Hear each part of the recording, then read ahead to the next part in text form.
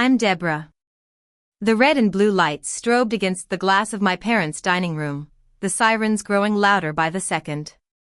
My mother, Margaret, sat across from me, her face ashen, her pleas dissolving into sobs. My father, Henry, slammed his fist on the armrest, rattling the silverware. His eyes were ablaze with fury, but I could see the fear lurking beneath the surface. Just moments ago, Laura, my lawyer, had placed a thick file in the center of the table. She flipped it open with deliberate calm, revealing a web of lies and deceit, offshore accounts, forged signatures, pawned heirlooms, and debts stacked so high that their once proud estate was nothing more than a hollow shell. "We're finished here tonight," I said, my voice cutting through the air like glass. For the first time in my life, I saw something rare in my parents' expressions, not control, not confidence, but fear.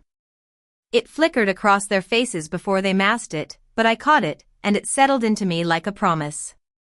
As I sat there, watching the officers enter and my parents' faces collapse under the weight of exposure, my mind wandered back to the years that had led me here. I grew up in a small town in Texas, the only child of Henry and Margaret. My parents were part of the old money elite, with a reputation for being strict and traditional. They lived in a large mansion on the outskirts of town, surrounded by luxury and privilege. But beneath the surface, there was a darkness, a sense of entitlement that I would come to understand all too well. From a young age, I was taught to be independent and self-sufficient. My parents believed in tough love, and they often refused to help me with even the simplest of things. When I was 12, I asked for a bike for my birthday. My father told me that if I wanted a bike, I would have to earn the money to buy it myself. So, I got a job delivering newspapers, and I worked hard every day after school to save up enough money. When I graduated from high school, I was accepted into a prestigious university in New York City. I was excited to start a new chapter in my life, but my parents were less than enthusiastic. They believed that a woman's place was in the home, and they tried to convince me to stay in Texas and get married. But I was determined to follow my dreams, and I refused to let them hold me back. In New York, I worked hard to make a name for myself. I took on multiple jobs to pay for my tuition, and I spent every spare moment studying. I graduated at the top of my class, and I landed a job at a well-respected investment firm. Over the next few years, I worked my way up the corporate ladder, and I eventually became a partner. I had built a successful career for myself, but my parents never seemed to be satisfied. They always found something to criticize, and they made it clear that they didn't approve of my lifestyle. They would often tell me that I was wasting my time and my talent, and they would pressure me to come back to Texas and join the family business. But I was happy in New York, and I had no intention of giving up my independence. I had worked too hard to get where I was, and I wasn't going to let my parents control my life. One day, I received an invitation to a family dinner at my parents' mansion. I was hesitant to go, but I knew that I couldn't avoid them forever. When I arrived, I was greeted by my parents' butler, who showed me into the dining room. The table was set with crystal and silver, and the chandelier sparkled overhead. It was the kind of setting that my parents thrived in, formal, controlled, everything polished until it shone. My mother poured me a glass of wine, and my father slid a thick envelope across the table. "Deborah," he said smoothly. "This is about security for you, for all of us." I rested my hands in my lap, steadying my breath. The envelope lay between us like a challenge. My mother smiled as though she were offering me dessert. "It's just a formality. One family, one future." I pulled the papers free, scanning the first page. The words blurred for a moment, but the intent was clear. Every account, every investment, every property I had built was to be placed into a family trust managed solely by them. My father nudged a pen closer. "This way, we all move forward together. No more silos, no more risk." Inside, something coiled tight. They weren't just asking. They were demanding everything I had spent my adult life creating. I looked up slowly, catching the faint triumph in their eyes, the expectation that I would fold out of duty or guilt, or both. Instead, I let my lips curve into a calm smile. If this is truly about trust, then you won't mind what I've prepared. For the first time that evening, their expressions faltered. My mother's fingers tightened around the stem of her glass. My father's jaw flexed.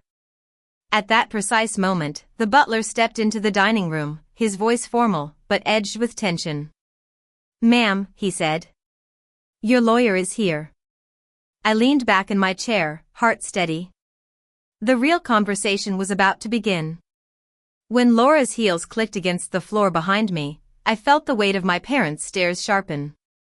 But before the first word left her mouth, my mind pulled me back to the years that had carried me here. I remembered the times when I had asked my parents for help, and they had refused. I remembered the times when they had criticized me and made me feel like I wasn't good enough.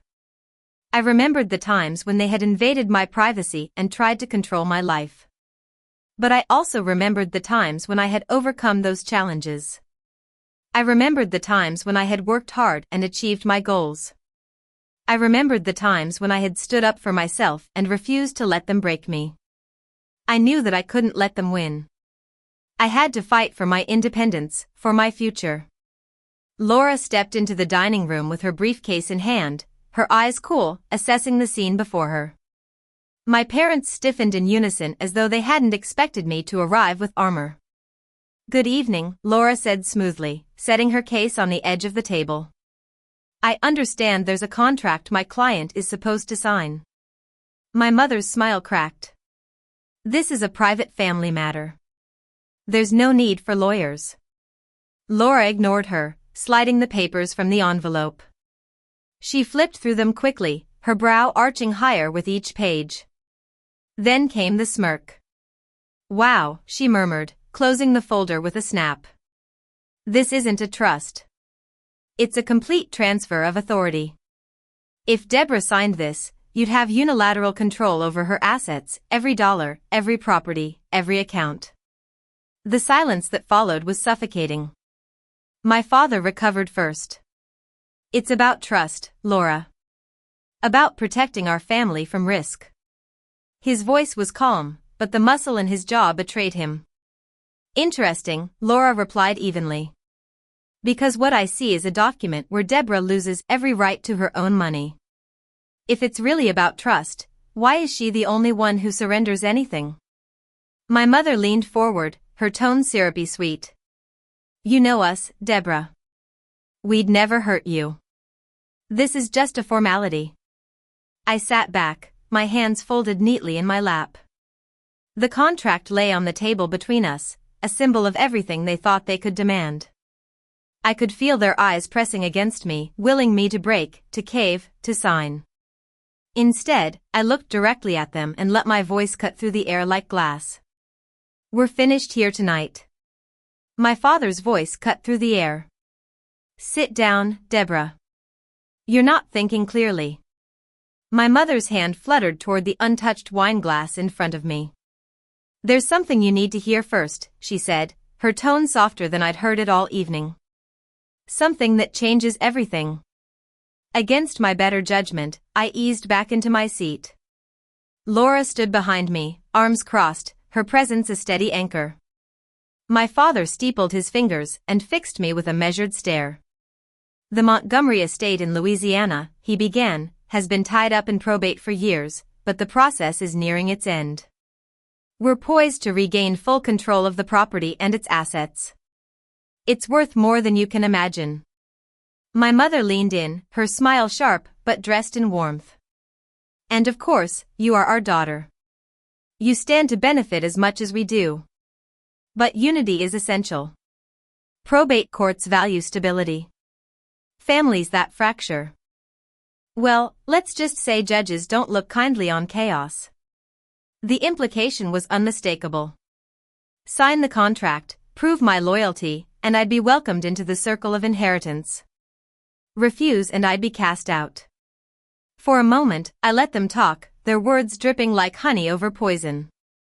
They painted the estate as a fortress of history and legacy, something that was rightfully mine, if only I'd surrender my independence. But beneath the varnish, I saw the truth. The Montgomery estate wasn't a gift. It was a leash. They wanted me tethered, bound not just by blood, but by paper and pen. My wealth had become their bargaining chip, and the so-called inheritance was the bait. I glanced at Laura. She didn't speak, but her eyes told me she understood. This wasn't about legacy. It was about control. My father's glare hardened, a storm gathering behind his calm facade. Without us, he said flatly, you'll lose everything. I straightened my spine, steadying my breath. The irony nearly made me laugh. They had given me nothing. Yet now they threatened to take it all. Laura placed a hand on my shoulder, a silent reminder that we weren't finished. And I knew then that the only way forward was not just to defend what I had built, but to uncover just how deep their desperation ran. After that dinner, I knew talk would get me nowhere. My parents weren't negotiating. They were cornering. So, the very next morning, I hired a private investigator. His name was Ethan Thompson, a man with a reputation for finding truths that people went to great lengths to bury. He worked quickly. Within a week, he placed a thick file on Laura's desk, and we went through it together. Each page was a window into the life my parents had been hiding. The Montgomery estate they had dangled in front of me was mortgaged to the hilt, collateral for loans they had taken out over the last decade. The grand image of wealth they paraded, antique furnishings, charitable galas, curated elegance, was a mirage. Behind it lay years of reckless spending patched together by desperate borrowing. But the worst blow came near the end of the file. An application for a new credit line bearing my name. My signature had been forged, but it was careful, someone who had watched me sign documents countless times. I stared at the page until the lines blurred. Rage and disbelief clawed at me. I thought about the little passbook savings account they had opened for me when I was a child.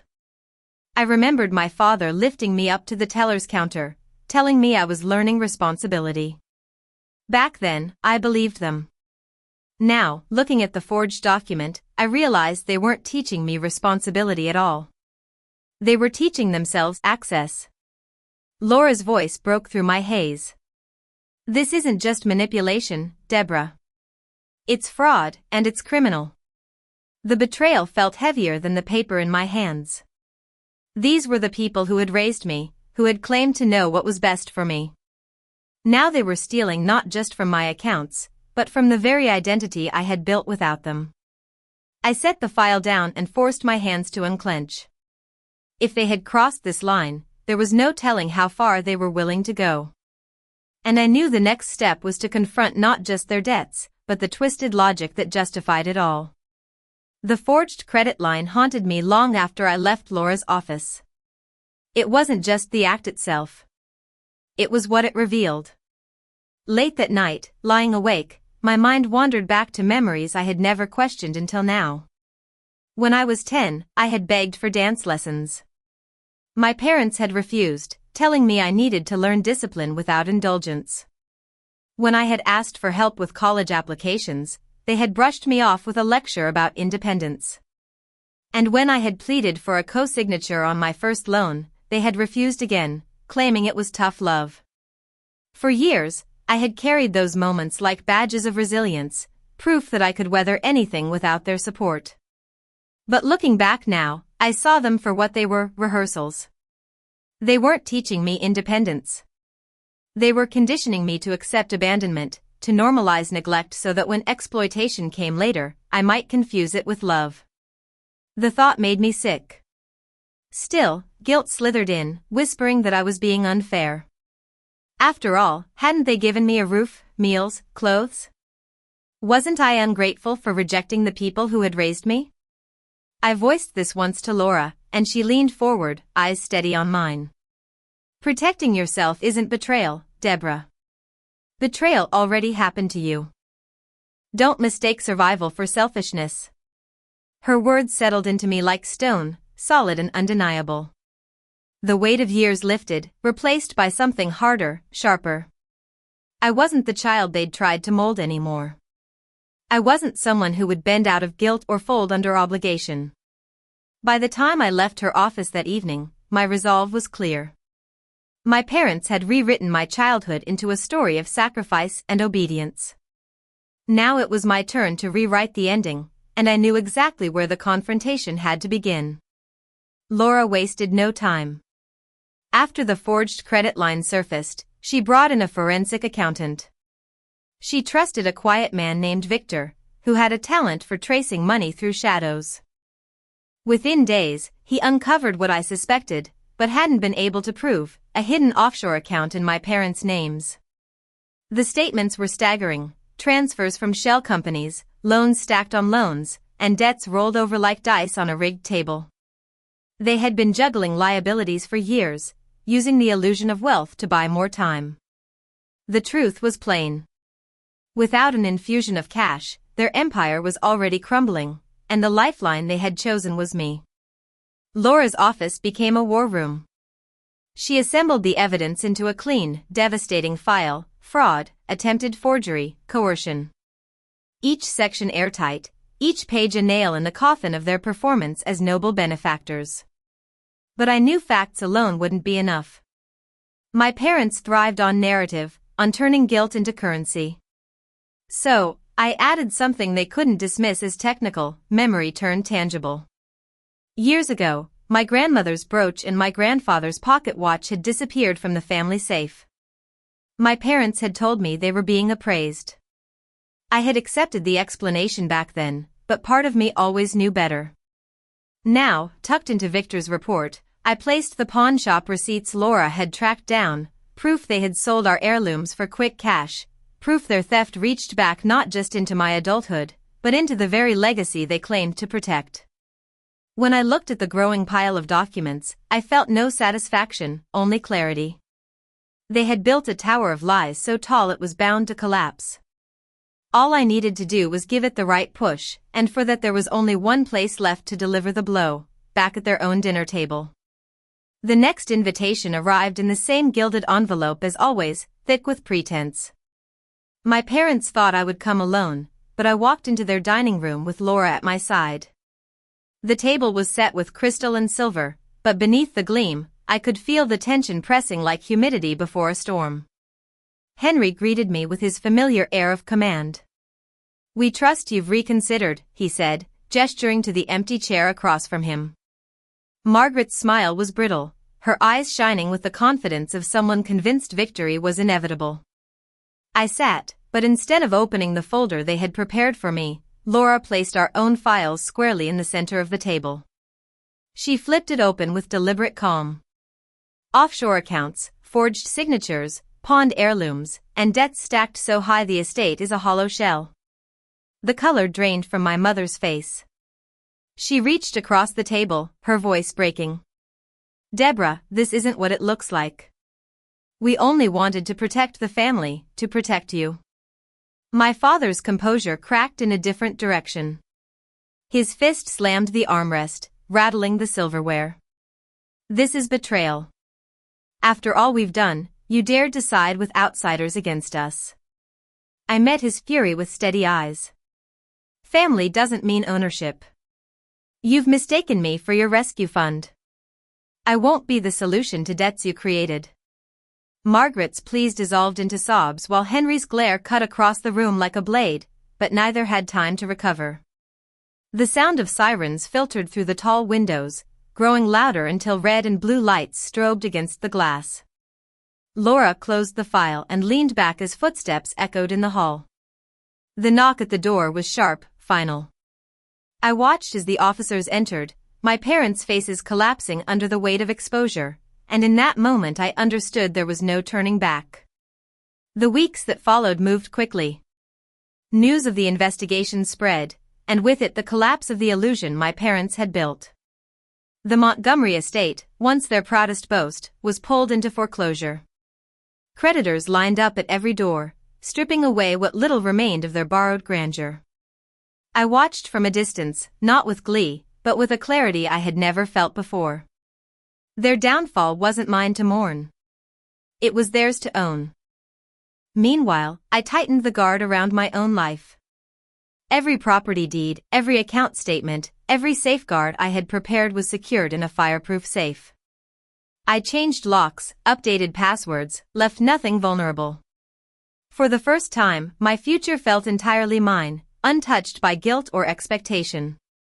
One evening, I sat across from Laura at a quiet wine bar. Between us, no contracts, no files, just 2 glasses and the steady hum of relief. She raised hers with a small smile. To freedom.